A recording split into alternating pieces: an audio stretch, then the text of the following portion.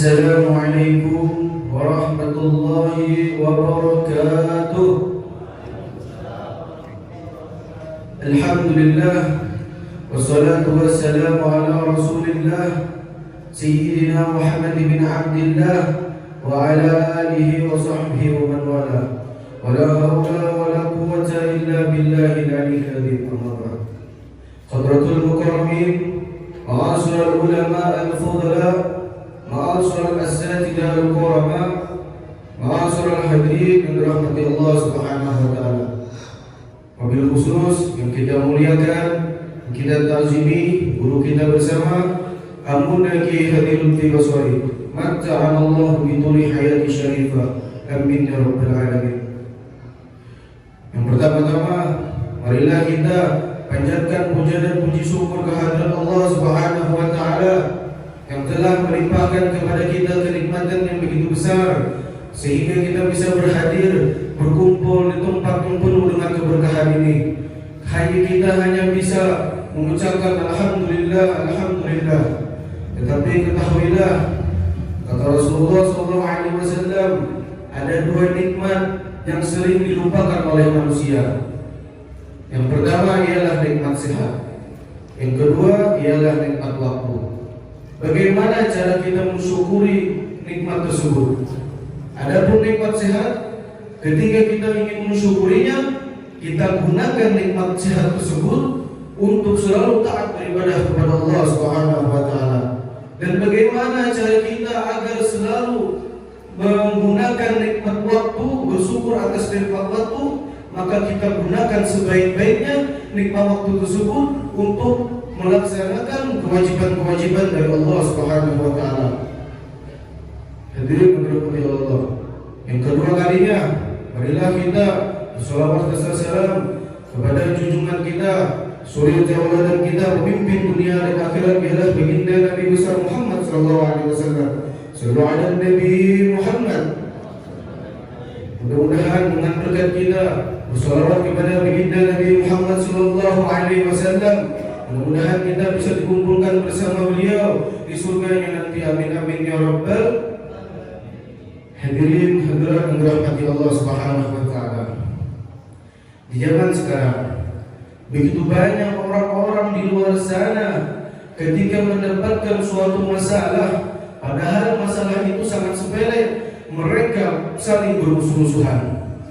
Mereka di luar sana ketika mendapatkan suatu masalah, bahkan bukan hanya orang-orang remaja, bahkan orang-orang dewasa pun sangat banyak di zaman sekarang. Mereka bermusuh-musuhan, bahkan orang yang berkeluarga pun sudah banyak di zaman sekarang. Ketika mendapatkan hal-hal sepele, mereka memutus tali silaturahim. Mereka jauh arti kata silaturahim. Padahal perbuatan itu perbuatan yang sangat dibenci Allah Subhanahu wa taala. Bahkan ketahuilah, orang-orang yang tidak mau bersilaturahmi bahkan memutuskan tali silaturahmi, maka Allah tidak akan pernah menurunkan rahmat kepadanya. Bahkan ketahuilah, walaupun orang tersebut hadir di majelis ilmu, tetapi tetap Allah tidak menurunkan rahmat kepadanya walaupun mereka di majelis ilmu. Karena kenapa? Karena ada suatu cerita. Ketika itu Rasulullah SAW berkumpul dengan para sahabat, yang mana ketika berkumpul Rasulullah SAW memberitahu kepada para sahabat. Ketika itu, wahai para sahabat, kata Rasulullah, saat ini Allah Subhanahu wa taala tidak menurunkan rahmat kepada kita. Apakah di antara kita ada yang tidak bersilaturahmi dan tidak menghubungkan tali silaturahim kepada keluarga-keluarganya? Ketika mendengar itu, para sahabat pun pulang demi satu untuk menghubungkan silaturahmi kepada keluarga-keluarganya, kepada tetangga-tetangganya, kepada orang di sekitarnya. Kebesokan harinya, para sahabat tadi datang lagi kepada Rasulullah SAW ingin mengadakan suatu majelis. Ketika itu Rasulullah SAW pun memberitahu lagi kepada para sahabat, wahai para sahabat, saat ini Allah Subhanahu wa taala sudah menurunkan kepada kita rahmat-rahmatnya.